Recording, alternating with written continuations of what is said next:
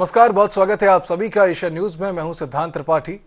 बात कर लेते हैं अमेरिकी उद्योगपति एलन मस्क की, जो अभी अपने ब्रेन चिप का ढिंडोरा पीट ही रहे थे कि चीन ने चमत्कार कर दिया।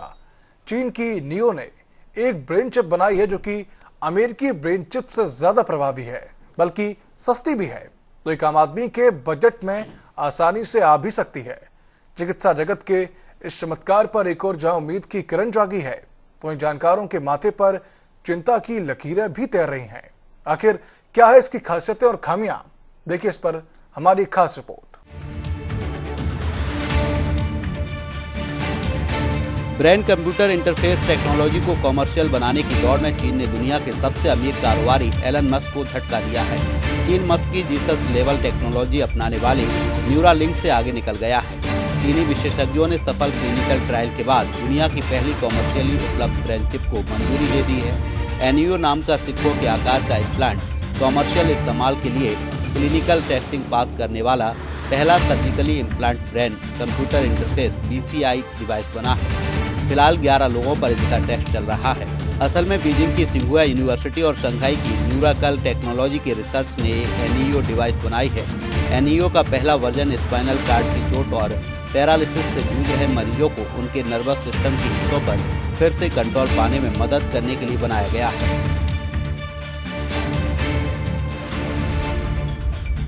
टेट्राप्लेजिक लोगों का कंट्रोल वापस लाना और दृष्टि वापस लाना बहुत बड़ी बात है। ये कुछ ऐसी चीजें हैं जिन्हें मैं जीसस लेवल टेक्नोलॉजी कह सकता हूँ। ये दुनिया में बड़ा बदलाव लाएंगे। आखिर क्यों मस्क की कंपनी को मंजूरी नहीं मिल रही है, आइए इसे भी समझने की कोशिश करते हैं।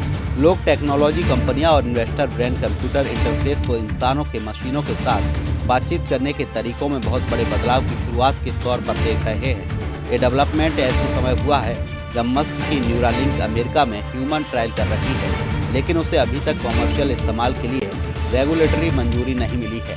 ब्रेन कंप्यूटर इंटरफेस दिमाग से निकलने वाले सिग्नल को डिजिटल कमांड में बदलते हैं, जिनसे कंप्यूटर डिवाइस या प्रोस्थेटिक्स को कंट्रोल किया जा सकता है। मस्क ने बार बार इस टेक्नोलॉजी की जिंदगी बदलने की क्षमता पर बात की है। न्यूरालिंक ने कहा कि उसके इम्प्लांट से यूजर्स भविष्य में अपने विचारों का इस्तेमाल करके टाइप कर सकेंगे और डिवाइस चला सकेंगे।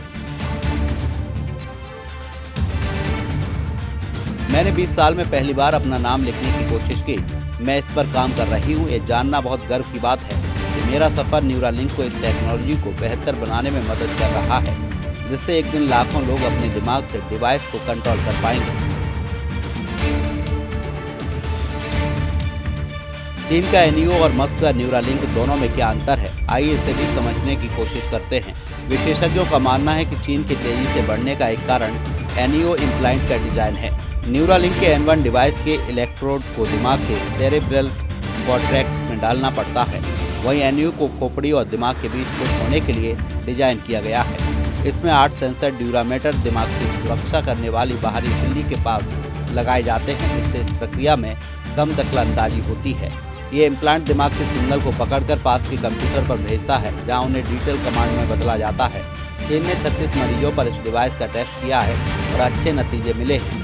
रिसर्च का मानना है कि कम इन्वेसिव, शरीर में कम छेड़छाड़ वाला तरीका ब्रेन इम्प्लांट से जुड़े पारंपरिक मेडिकल जोखिमों को कम करने में मदद कर सकता है। दोनों में क्या अंतर है, आइए इसे ग्राफिक्स के माध्यम से समझने की कोशिश करते हैं। चीन की एनईओ चिप न्यूरालिंक की तुलना में कम आक्रामक है। ये मस्तिष्क के ऊतकों को सीधे नहीं छेदती, बल्कि उसकी सुरक्षात्मक परत पर बैठती है। इससे ब्रेन डैमेज और आंतरिक ब्लीडिंग का खतरा बहुत कम हो जाता है, जो मरीज के लिए एक सुरक्षित शुरुआत है।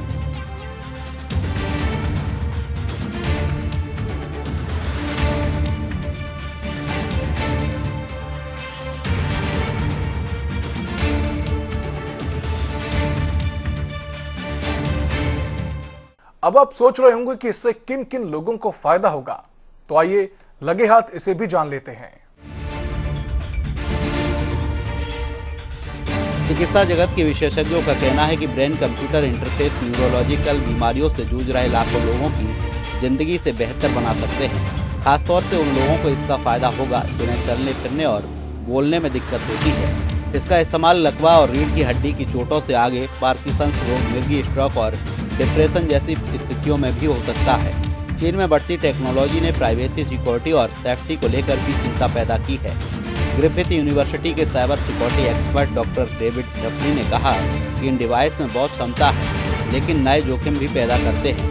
ये डिवाइस थ्योरी के तौर पर हैकर्स को संवेदनशील न्यूरल डेटा यानी जैसे मरीजों के विचार तक पहुंचने की इजाजत दे सकते हैं।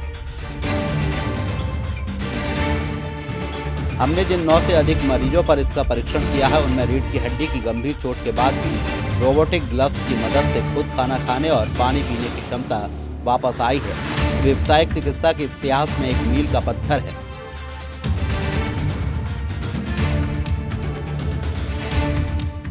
इससे होने वाले फायदे तो हमने आपको कायदे से समझा दिए। अब इससे नुकसान क्या क्या होगा, लगे हाथ इसे भी समझने की कोशिश करते हैं। असल में ये चिप किसी के भी सिर में एक मामूली सा ऑपरेशन करके लगाई जा सकती है। इसके बाद वो कंप्यूटर को बिना छुए ही कंट्रोल कर सकता है। लकवा का मरीज चल सकता है, जिसकी रीढ़ की हड्डी में चोट के कारण नसों ने काम करना बंद कर दिया है। वो भी आसानी से अपनी दैनिक दिनचर्या निपटा सकता है। जहाँ इतने सारे फायदे हैं तो वहीं कुछ नुकसान भी हैं। सामरिक और तकनीकी विशेषज्ञों का मानना है कि ब्रेन चिप जैसे उपकरण मरीजों के बेहद संवेदनशील न्यूरल डेटा यानी विचारों और मस्तिष्क की गतिविधियों को रिकॉर्ड करते हैं। राष्ट्रीय सुरक्षा चीन की कंपनियों पर वहां की कम्युनिस्ट सरकार का कड़ा नियंत्रण होता है। दिमाग की तकनीकें सिर्फ कंप्यूटर नहीं चला रही, वे अपने मस्तिष्क के न्यूरल डेटा को पढ़ रही हैं। यदि इन कंपनियों के डेटाबेस हैक होते हैं तो किसी भी मरीज की मानसिक निजता हमेशा के लिए खत्म हो जाएगी। इसके लिए कड़े अंतर्राष्ट्रीय नियमों की जरूरत है। तो क्या भारत भी इस ब्रेन चिप को खरीदना चाहेगा? आइए इसे भी समझने की कोशिश करते हैं। असल में इसके हैक होने की संभावना बहुत अधिक होगी, लिहाजा भारत कभी नहीं चाहेगा कि उसके नागरिकों या किसी भी व्यक्ति के मस्तिष्क का लाइव डेटा चीनी सर्वरों तक पहुंचे। भारत पहले ही सुरक्षा कारणों से टिकटॉक समेत सैकड़ों चीनी ऐप्स और 5G उपकरणों पर प्रतिबंध लगा चुका है। व्यावसायिक रूप से चीन इस तकनीक को वैश्विक बाजार में बेचकर एक ग्लोबल लीडर बनना चाहता है। चीन ने अपनी पंचवर्षीय योजना में PCI तकनीक को एक रणनीतिक भविष्य का उद्योग घोषित किया है। चीनी कंपनियां वित्तीय लाभ और वैश्विक दबदबा बनाने के लिए इसे एशिया, अफ्रीका या यूरोप के बाजारों में बेचने की कोशिश जरूर करेंगी, लेकिन भारत के साथ उनके मौजूदा तनावपूर्ण संबंधों को देखते हुए भारत को सीधे बेचना बेहद मुश्किल होगा। चीनी कंपनियों में निर्मित इन चिप्स का डेटा सीधे उनके सर्वर और राज्य के नियंत्रण में जा सकता है। ये चिकित्सा से इतर राष्ट्रीय सुरक्षा और बायो सिक्योरिटी का एक बड़ा मुद्दा है, जिस पर दुनिया के अन्य देशों को अत्यधिक सतर्क रहने की आवश्यकता है। व्यवसाय कोड में कंपनियों को जल्दबाजी नहीं करनी चाहिए। दिमागी सिग्नलों को डिकोड करने वाले एल्गोरिदम अगर हैक हो जाएं, तो मरीज के अंगों या व्हीलचेयर का नियंत्रण किसी बाहरी हैकर के हाथ में जा सकता है।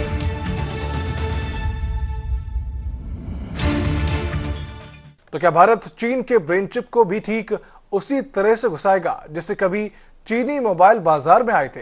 तो चलिए इसे भी समझने का प्रयास करते हैं।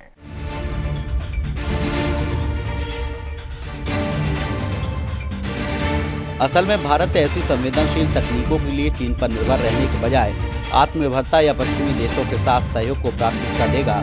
भारत एलन मस्क की या अमेरिका की अन्य कंपनियों को मंजूरी दे सकता है, क्योंकि अमेरिका के साथ भारत के सामरिक हित मेल खाते हैं। इसके साथ ही भारत के प्रमुख संस्थान जैसे IIT और IISc खुद के स्वदेशी मेडिकल इम्प्लांट और AI संचालित स्वास्थ्य उपकरणों पर काम कर रहे हैं। इससे देश की सुरक्षा से जुड़ा बेहद अहम डाटा चीन जैसे चालबाज के हाथ आसानी से चला जाएगा।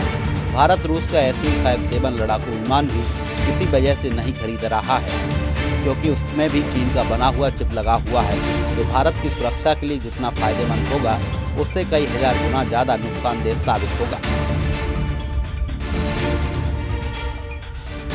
लकवाग्रस्त मरीजों के लिए अपने विचारों से कंप्यूटर कर्सर या रोबोटिक हाथ को हिला पाना किसी चमत्कार से कम नहीं है। हालांकि मुख्य चुनौती यह है कि सेंसर दिमाग के अंदर कितने वर्षों तक बिना किसी तकनीकी खराबी के काम कर सकता है। कोई भी उपकरण जब खोपड़ी को खोलकर शरीर के भीतर स्थापित किया जाता है, तो संक्रमण और शरीर द्वारा उस बाहरी वस्तु को अस्वीकार करने का जोखिम हमेशा बना रहता है। कॉमर्शियल उपयोग से पहले दीर्घकालिक क्लिनिक डेटा बहुत जरूरी है। भारत भी इस तरह की ब्रेन कंप्यूटर इंटरफेस तकनीकी और चिप्स पर काम कर रहा है। हालांकि भारत अभी एलन मस्क की न्यूरालिंक या चीन की एनईओ चिप की तरह व्यावसायिक रूप से इंसानों में चिप प्रत्यारोपण करने के स्तर पर नहीं पहुंचा है। भारत का पूरा ध्यान वर्तमान में रिसर्च, स्वदेशी मेडिकल डिवाइसेस और नॉन इन्वेसिव बिना सर्जरी वाली तकनीकों पर केंद्रित है। भारत का बीसीआई इकोसिस्टम अभी शुरुआती लेकिन बेहद मजबूत दौर में है। देश के शीर्ष वैज्ञानिक संस्थान इस दिशा में अलग अलग मोर्चों पर काम कर रहे हैं। भारतीय विज्ञान संस्थान IISc बेंगलोर ने हाल ही में प्रतीक्षा ट्रस्ट के सहयोग से एक मून शॉट प्रोजेक्ट शुरू किया है। इसके तहत शोधकर्ता ऐसे ब्रेन को प्रोसेसर और माइक्रोचिप्स विकसित कर रहे हैं जो स्ट्रोक के बाद मरीजों के हाथ पैर की मूवमेंट को दोबारा ठीक कर सके। चीनी कंपनियों में निर्मित इन चिप्स का डेटा सीधे उनके सर्वर और राज्य के नियंत्रण में जा सकता है। ये चिकित्सा से इतर राष्ट्रीय सुरक्षा और बायो सिक्योरिटी का एक बड़ा मुद्दा है, जिस पर दुनिया के अन्य देशों को अत्यधिक सतर्क रहने की आवश्यकता है।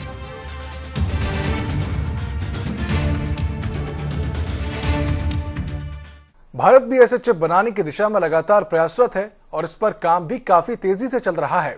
कहां कैसा चल रहा है चिप बनाने का काम, देखिए ये रिपोर्ट।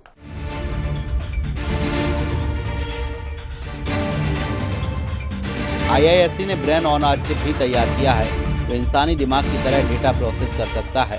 IIT कानपुर के शोधकर्ताओं ने एक ऐसी रोबोटिक आम हाथ का निर्माण किया है जिसे मस्तिष्क के संकेतों के जरिए नियंत्रित किया जा सकता है।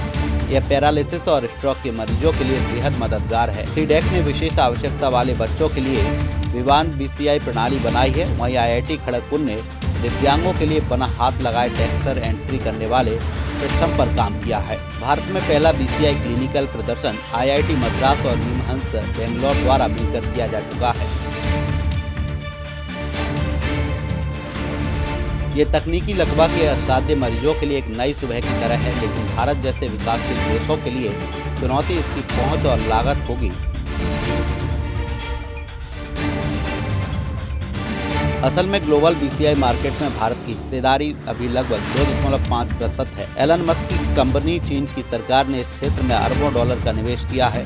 भारत मुख्य रूप से नॉन इन्वेसिव तकनीकों पर काम कर रहा है, जिसमें सिर के ऊपर सेंसर लगाए जाते हैं। खोपड़ी को खोलकर अंदर चिप फिट करने वाली इन्वेसिव तकनीक के परीक्षण में भारत अभी अमेरिका और चीन से पीछे है।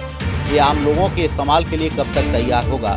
इंसानी दिमाग से जुड़ी तकनीकों को कड़ी सुरक्षा मानकों, नैतिक मंजूरियों और लंबे क्लिनिकल ट्रायल से गुजरना पड़ता है। विशेषज्ञ के अनुसार भारत की स्वदेशी तकनीक की संभावित समय सीमा इस प्रकार हो सकती है। अगले 3 से 5 वर्ष 2029 से 31 भारत में बाहरी सेंसर, नॉन इन्वेसिव BCI और AI संचालित रोबोटिक व्हीलचेयर हाथ चिकित्सा उपयोग के लिए अस्पतालों में अधिक सुलभ हो जाएंगे। अगले 7 से 10 वर्ष 2033 से 2036 तक भारत में स्वदेशी रूप से विकसित सर्जिकल ब्रेन चिप का मानव परीक्षण और व्यावसायिक उत्पादन संभव हो पाएगा, बशर्ते इस क्षेत्र में सरकारी फंडिंग और निजी निवेश तेजी से बढ़े। लकवाग्रस्त मरीजों के लिए अपने विचारों से कंप्यूटर कर्सर या रोबोटिक हाथ को हिला पाना किसी चमत्कार से कम नहीं है। हालांकि मुख्य चुनौती यह है कि सेंसर दिमाग के अंदर कितने वर्षों तक बिना किसी तकनीकी खराबी के काम कर सकता है। कोई भी उपकरण जब खोपड़ी को खोलकर शरीर के भीतर स्थापित किया जाता है तो संक्रमण और शरीर द्वारा उस बाहरी वस्तु को अस्वीकार करने का जोखिम हमेशा बना रहता है। कॉमर्शियल उपयोग से पहले दीर्घकालिक क्लिनिक डेटा बहुत जरूरी है। भारत में ऐसे चिप बनने लगे तो भारत के लोगों को क्या फायदा होगा? आइए इसे भी लगे हाथ समझने का प्रयास करते हैं। असल में लकवा और स्ट्रोक के मरीजों को ठीक करना है ब्रेन कंप्यूटर इंटरफेस और इस तरह की ब्रेन चिप तकनीक का सबसे पहला और मुख्य उद्देश्य है। लॉन्ग टर्म में ये तकनीक लकवाग्रस्त मरीजों की जिंदगी को पूरी तरह बदल सकती है। लकवा में मरीज का दिमाग तो काम करता है, लेकिन रीढ़ की हड्डी या तंत्रिका तंत्र डैमेज होने के कारण दिमाग के सिग्नल हाथ पैरों तक नहीं पहुंच पाते। ये चिप दिमाग के उन सिग्नल को पढ़कर सीधे कंप्यूटर या मशीन को भेज देती है। इसमें मरीज केवल सोचकर कंप्यूटर पर टाइप कर सकते हैं और इंटरनेट चला सकते हैं। रोबोटिक व्हीलचेयर को अपनी मर्जी से आगे पीछे घुमा सकते हैं। स्मार्ट होम अप्लायंसेस को ऑन ऑफ कर सकते हैं। तो वही IIT कानपुर और वैश्विक स्तर पर विकसित की जा रही तकनीक के जरिए मरीज के निष्क्रिय अंगों पर या रोबोटिक आर्म लगाई जाती है। जब मरीज हाथ उठाने के बारे में सोचता है तो चिप उस सिग्नल को पकड़कर रोबोटिक हाथ को मूव करती है, जिससे मरीज बिना किसी की मदद के पानी का गिलास उठाने या खाना खाने जैसे काम खुद कर सकता है। प्राकृतिक मूवमेंट की वापसी, भविष्य की सबसे क्रांतिकारी तकनीक डिजिटल ब्रिज। इसमें एक चिप दिमाग में लगती है और दूसरी चिप रीढ़ की हड्डी में लगाई जाती है। दिमाग की चिप मरीज की सोच को रिकॉर्ड करती है। ये सिग्नल वायरलेस तरीके से रीढ़ की हड्डी वाली चिप को भेज देता है। इससे डैमेज हो चुकी नसें बाईपास हो जाती हैं और मरीज के असली पैर या हाथ दोबारा प्राकृतिक रूप से हिलने डुलने लगते हैं। अमेरिका और यूरोप में इसके कुछ सफल शुरुआती टेस्ट किए जा चुके हैं। जो मरीज गंभीर लकवे के कारण बोल या हिल नहीं सकते, ये तकनीक उनके दिमागी सिग्नल्स को तुरंत स्क्रीन पर शब्दों या आवाज़ में बदल देती है। इससे वे अपने परिवार और डॉक्टरों से खुलकर बात कर पाते हैं। वर्तमान में इस सुविधा कहां तक पहुंची है? हमने जिन 9 से अधिक मरीजों पर इसका परीक्षण किया, उनमें रीढ़ की हड्डी की गंभीर चोट के बाद भी रोबोटिक ग्लव्स की मदद से खुद खाना खाने और पानी पीने की क्षमता वापस आई है। ये व्यावसायिक चिकित्सा के इस्तेमाल में एक मील का पत्थर है। लकवाग्रस्त मरीजों के लिए अपने विचारों से कंप्यूटर कर्सर या रोबोटिक हाथ को हिला पाना किसी चमत्कार से कम नहीं है। हालांकि मुख्य चुनौती यह है कि सेंसर दिमाग के अंदर कितने वर्षों तक बिना किसी तकनीकी खराबी के काम कर सकते हैं। चीन की एनियो चिप और एलन मस्क की न्यूरालिंक ने जिन मरीजों पर टेस्ट किया जो गंभीर रूप से लकवाग्रस्त ही थे, वे अब केवल सोचकर कंप्यूटर पर गेम खेल पा रहे हैं। भारत अभी अस्पतालों में मिलने वाले शुरुआती स्वदेशी इलाज में बिना सर्जरी वाले हैंडबैंड का उपयोग किया जा रहा है, जिससे मरीज न्यूरो रिहेबिलिटेशन रोबोटिक थेरेपी के जरिए धीरे धीरे अपने हाथ पैरों की मूवमेंट वापस पा रहे हैं। Bureau report, Asian news.